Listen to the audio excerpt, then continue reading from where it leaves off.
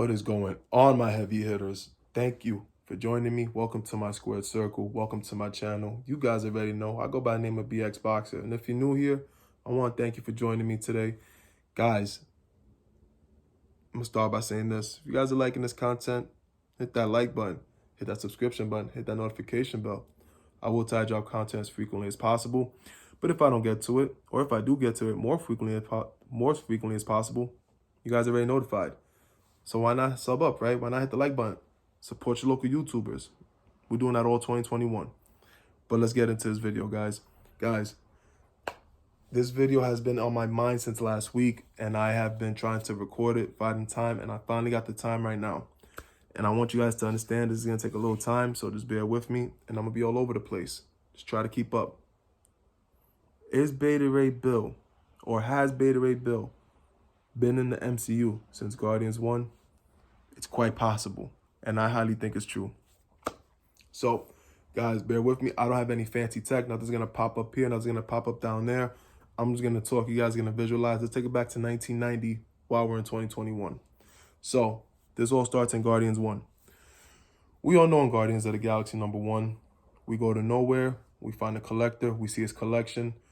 As the camera pans down on the collector, behind him in a glass box, there's a man with a red cape, and coincidentally, once the shot stops on the collector, Beta Ray Bill turns his head to the left, or a man who looks like Beta Ray Bill turns his head to the left, who looks just like Beta Ray Bill. Now, there was a big theory that was Beta Ray Bill. James Gunn quickly shot that down and said, that's not true, that is not him. It's just a coincidence. I mean, in all honesty, how many other characters are you going to have with a long red cape with a horse face and a cage? I mean, it's kind of like Beta Ray Bill. I'm still stuck on that. Even if it's not him, to me, that's still him. Fast forward to Thor Ragnarok. We go to the arena of the Contest of Champions, if that's what it's called. And we see Beta Ray Bill on the side of the building. That's like a little nod that he does exist in the MCU. However, we do know in the comics, the Grandmaster and the Collector are brothers. This is known.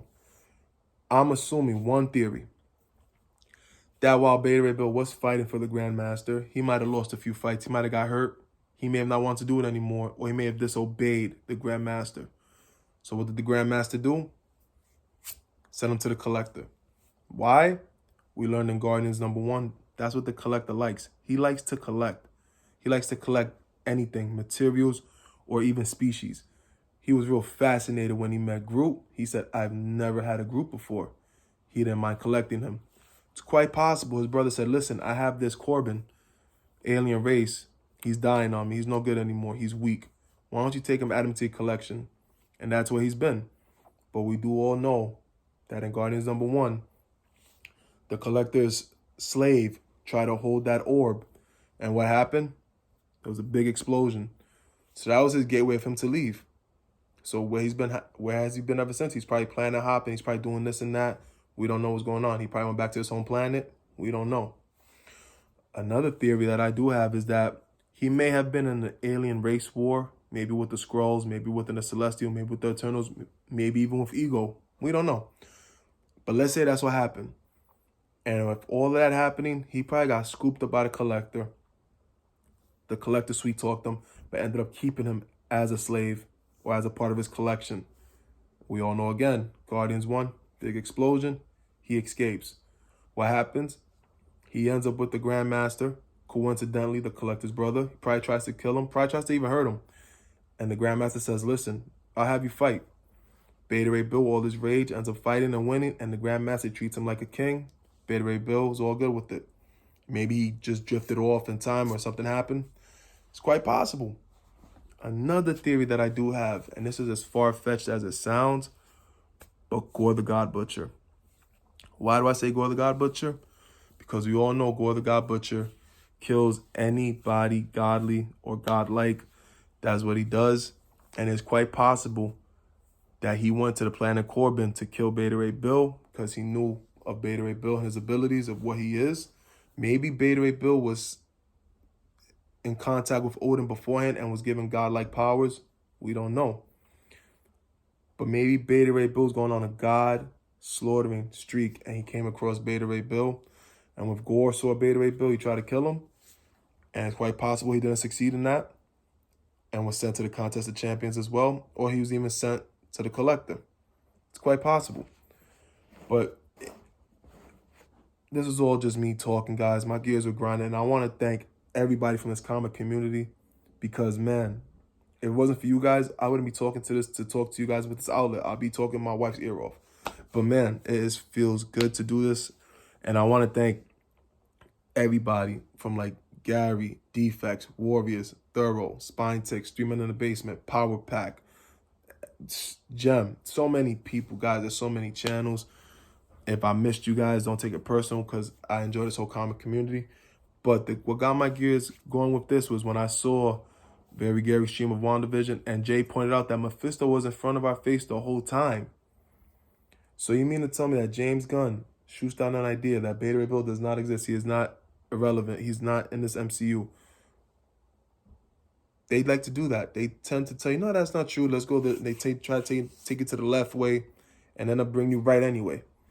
Mysterio was in front of our face the whole time. We didn't even notice that. They retconned that. So much so that when Marvel got their deal back from Sony, their property, the rights, they retconned Spider-Man, and he was in Iron Man 2. So they tend to have a way of doing that. When you're onto something hot, they want to take you off their trail, take you somewhere else. I honestly believe that Beta Ray Bill has been in here since Guardians 1, and that's him in that chamber fish tank thing behind the Collector. Now, if I'm right with the theories, that would be great. If I'm wrong, that still be great. Because you know what? That's what this is all about. And guys, I honestly really think that that's Beta Ray Bill, and that's the connection. Is between the Grandmaster and the Collector. Maybe I'm far-fetched with thinking with Gore, but maybe even if it is, that'd be even dope. Because we all know, like Thorough said, shout out to him, they're probably trying to do Thor Corps. And what better way to take on a God Butcher with multiple gods? You would have Beta Ray Bill, you have Thor, and you have Jane Foster who's acting as Thor. If that's the route that they're trying to go, which would be hella dope. I mean, you got nothing wrong with that. But guys, hopefully I didn't talk your ear off with this. If you guys are still here, I appreciate that. And guys, again, if you're liking the content, hit that like button, hit the subscription button, hit the notification bell. Appreciate everything. I appreciate all the likes, all the comments, all the everything. And guys, shout out to Dream of August Comics. Go sub them up. Jay Ramirez and Johnny Rosado. Thank you guys for everything you do. And thanks to everybody in this comic community for everything. I greatly appreciate it. You guys stay well. Until next time.